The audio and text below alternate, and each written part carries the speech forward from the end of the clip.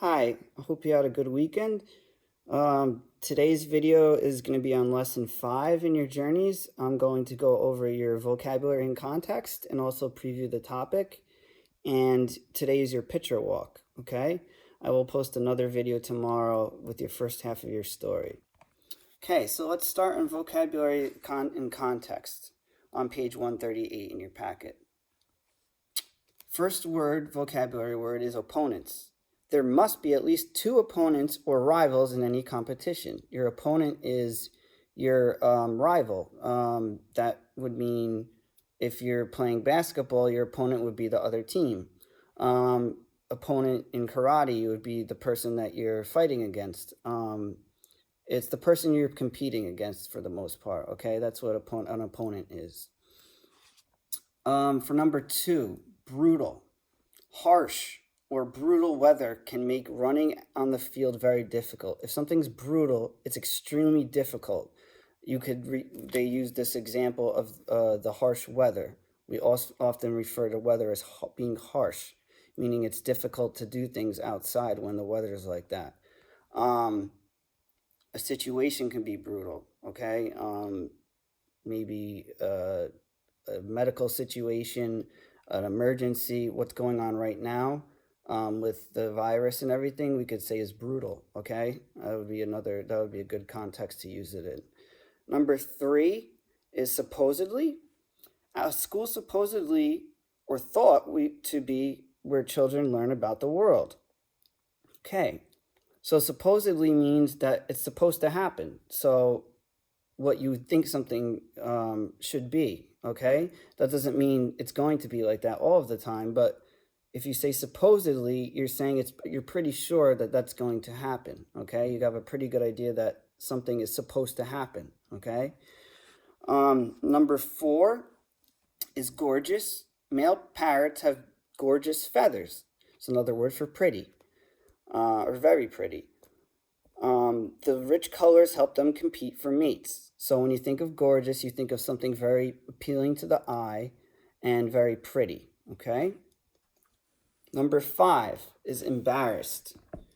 Don't be embarrassed or ashamed if you have tried your best but failed to win. Okay, so we all know what embarrassed is, I think.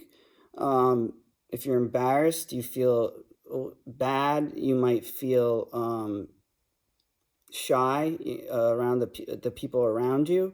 You did something maybe clumsy, or you made a mistake, you tripped. And it's natural for everyone to be embarrassed at some point in their lives, but I think you know what that means, that word means. Number 6 is obvious. A clear photo of the finish line makes the winner of the race obvious. Obvious means very easy to see.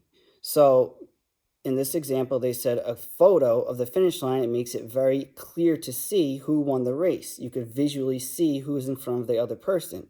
So it's obvious, it's very clear. Number 7, typically. Plants typically compete for light. Plants compete for light. Typically, or usually, those that get more light grow faster.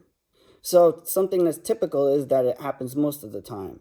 It doesn't mean it has to happen all of the time, but for the most part, they're saying here, plants who get more light generally grow faster. Okay, so if something's typical, it's kind of normal, okay? It's not surprising. Number 8, preliminary. When strangers meet, shaking hands may be the preliminary or first thing they do. So preliminary means first, okay?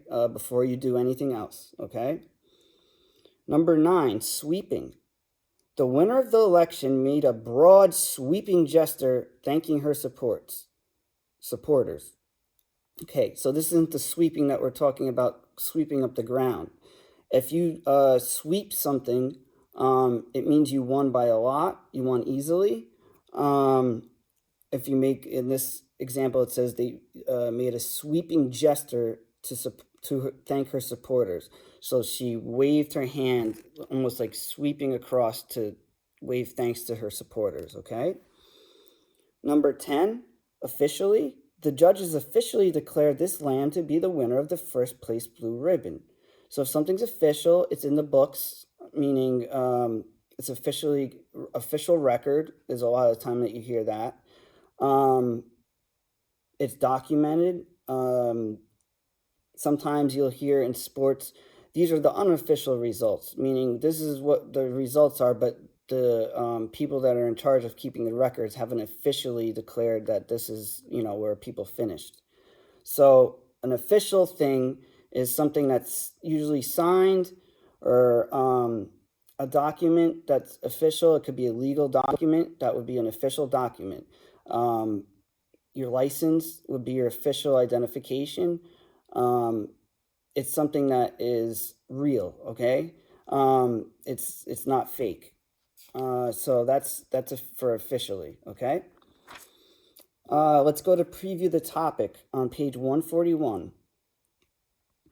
It says language and expression. Language conveys more than just facts. We use words to express our feelings, to share our experiences, and to make our friends laugh. People who speak the same language can get to know each other easily.